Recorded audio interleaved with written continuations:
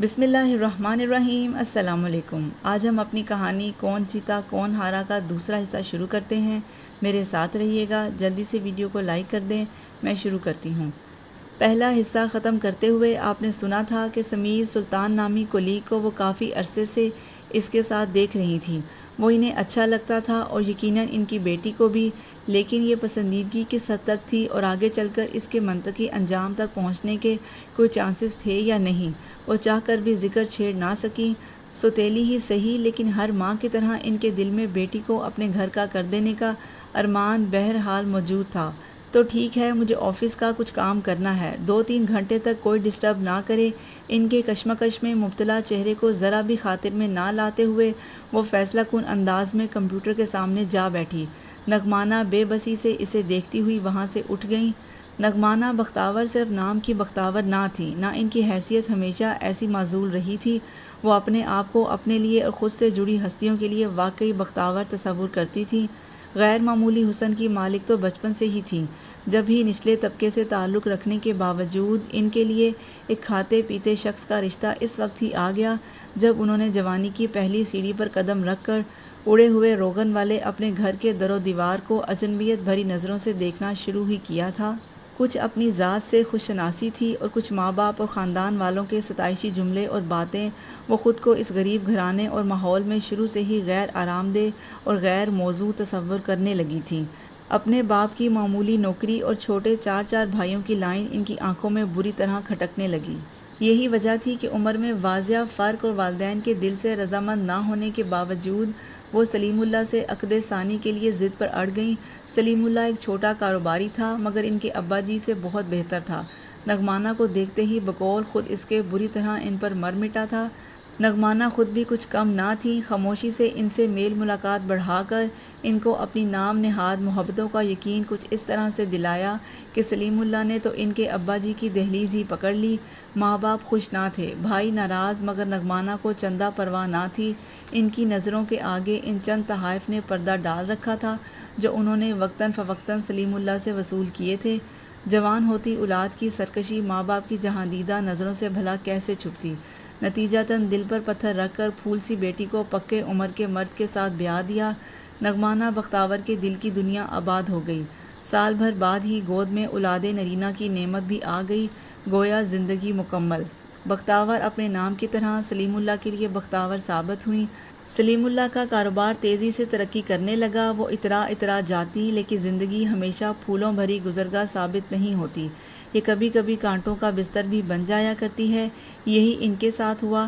3 سال کا عرصہ بے حد مختصر ٹھہرا اور کسی صبح خرام جھونکے کی مانند گزر گیا، پتہ بھی نہیں چلا۔ ایک نئے کاروبار کے آغاز کے لیے سلیم اللہ کو رقم کی ضرورت تھی۔ فوراً اپنے ابا اور سلیم اللہ کے بنوائے زیورات پیش کر دیے، مگر یہاں ان کے بخت نے یاری نہ کی۔ لگایا گیا پیسہ نہ صرف ڈوب گیا، بلکہ پہلے کے کاروبار کو سنبھالا دینے کے لیے بے اندازہ قرضہ سر پر چڑھتا چلا گیا۔ آنے والے ماہ و سال میں ان کی جگہ وقت کے پہیے کے نیچے تھی۔ قرضہ اتارنے کے لیے چھوٹا لیکن آسائشوں سے بھرپور گھر گروی رکھنا پڑا، اور اس کے بعد تنگ دستی اور مشکلات کا ایک طویل دور تھا جس سے گزرتے نبرد آزما ہوتے کبھی سلیم اللہ نغمانہ سے دور ہوتے چلے گئے۔ وہی نغمانہ جو انہیں اپنے دن دگنی رات چگنی ترقی کرتے کاروبار کے لیے مبارکباد دیتی تھیں، اب اپنی ترقی کی راہ میں سب سے بڑی رکاوٹ لگنے لگیں۔ حالات بھی پلٹا کھاتے ہی کھاتے ہیں، ایسے ہی نہیں کوئی راتوں رات آنکھ کا شتیر بن جاتا۔ نغمانہ کو بھی اپنے ذرائع سے خبر مل گئی کہ حالات سے تنگ آ کر سلیم اللہ نے بدنام محلے کی آوارہ گلیوں کو اپنا مسکن بنا لیا ہے۔ انہوں نے اپنا دل تھام لیا۔ ابھی تک تو وہ حالات کو بگڑتا دیکھ رہی تھیں، اب زندگی بگڑنے کا آغاز تھا۔ گرتے پڑتے کاروبار سے ہونے والا معمولی منافع بھی گھر آنے کی بجائے کہیں اور جانے لگا، اور جب نغمانہ نے باز پرس کرنے کی کوشش کی تو بجائے سدھرنے کے سلیم اللہ الٹا ان پر ہی بگڑ گئے۔ ماضی کے حوالے سے ان پر الٹے سیدھے الزامات لگانے کے بعد ان سے شادی کو زندگی کی سب سے بڑی غلطی گردانا اور بچے سمیت گھر سے نکال باہر کیا۔ پہیے کے نیچے نغمانہ کا وقت اوپر کی نسبت طویل ہوتا چلا گیا۔ وہ بری طرح پس کر رہ گئیں۔ چہرے کی شادابی اور آنکھوں کی چمک خواب و خیال ہو گئی۔ سالوں پر محیط عرصہ جو سختی اور آزمائش میں گزرا تھا، چھوڑ کر والدین کے پاس پلٹیں تو والد تو گزر چکے تھے۔ والدہ کماؤ پوت بیٹوں کے آسرے پر تھیں، جنہوں نے نغمانہ سے کسی بھی قسم کے تعاون سے انکار کر دیا۔ 2 بھائی بڑے ہو کر پکی نوکری پر لگ چکے تھے، بلکہ گھر بھی بسا چکے تھے۔ تیسرے کی جلد ہی شادی متوقع تھی۔ سب سے چھوٹا ابھی پڑھ رہا تھا۔ ایسا نہیں تھا کہ انہوں نے اس عرصے میں ماں باپ سے کوئی تعلق رکھا ہی نہ تھا، مگر پھر بھی اچھے وقتوں میں انہوں نے اپنے ماں باپ اور بھائیوں کو اپنی مالی آسودگی میں اس طرح حصے دار نہ بنایا تھا جیسا بنانا چاہیے تھا۔ نتیجہ روتی دھوتی یہ سوچ کر واپس گھر کو پلٹیں کہ سلیم اللہ سے رشتہ تو بہرحال قائم و دائم تھا، وہ ہر صورت انہیں منا لیں گی، چاہے جو بھی ہو جائے۔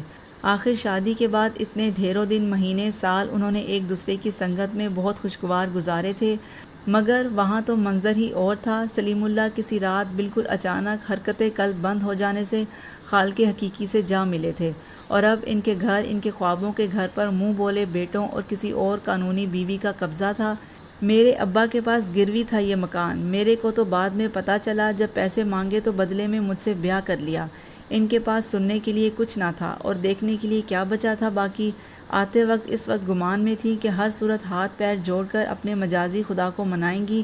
واپسی پر وہ سوچ رہی تھی کہ پیر بھی پکڑنے پڑے تو اپنے بھائیوں کو راضی کر لیں گی۔ بیٹا سہما سہما سا ساتھ ساتھ اس گھر سے اس گھر اور اس در سے اس در پھرتا رہا اور ماں کی مٹی پلید دیکھتا رہا۔ اس بار ان کے ساتھ منت سماجت کرنے میں ان کی ماں بھی شامل تھی۔ مستقل بہتے آنسوں کی روانی سے بڑے بھائیوں کے دل ذرا پگھلے اور وہ پھر سے وہیں جا پہنچی جہاں سے زندگی کے خوبصورت سفر کا آغاز کیا تھا۔ امی امی انڈا کھانا ہے، کتنے دن سے ناشتے میں انڈا نہیں کھایا۔ فاخر کتنی دیر سے بھوکا بیٹھا ان سے ایک ہی ضد کر رہا تھا۔ نغمانہ نے گہری سانس بھری۔ بیٹا میں نے کہا تھا نا، مامی سے وہ کہہ رہی ہیں انڈے ختم ہو گئے ہیں۔ وہ جھوٹ بولتی ہیں، ختم نہیں ہوئے، انہوں نے ببلی کے لیے رکھ لیے ہیں اٹھا کے، مجھے نہیں دے رہی، آپ دے دینا۔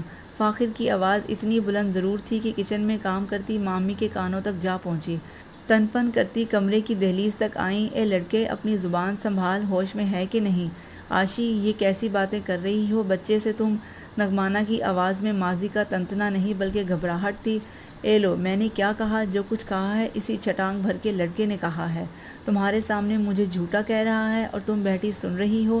نغمانہ مزید اور کیا کہتی، وہ تو اس طرز تخاطب پر ہی حیران رہ گئیں۔ جو بھابیاں کل تک ان کے قدموں تلے پلکیں بچھانے کو تیار تھیں، آج آپ سے تم تک تو آ گئی تھیں۔ اب جانے کب یہ تم تو کا سفر طے کرتا، یقیناً بہت جلد یا شاید ابھی۔ سوچ تھی یا بچھو کا ڈنک؟ وہ اچھل کر بیٹھے سے کھڑی ہو گئیں۔ اچھا بات کو بڑھاؤ نہیں، تم جاؤ، میں اسے سمجھاتی ہوں۔ اپنے تئیں انہوں نے بات ختم کرنے کی کوشش کی تھی۔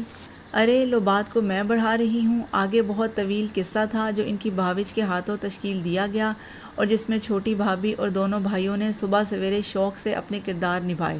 انڈے سے ناشتے کی ضد کرنے والا لاڈلا بیٹا اور وہ خود بھی اس کے ساتھ بھوکی ہی رہ گئیں۔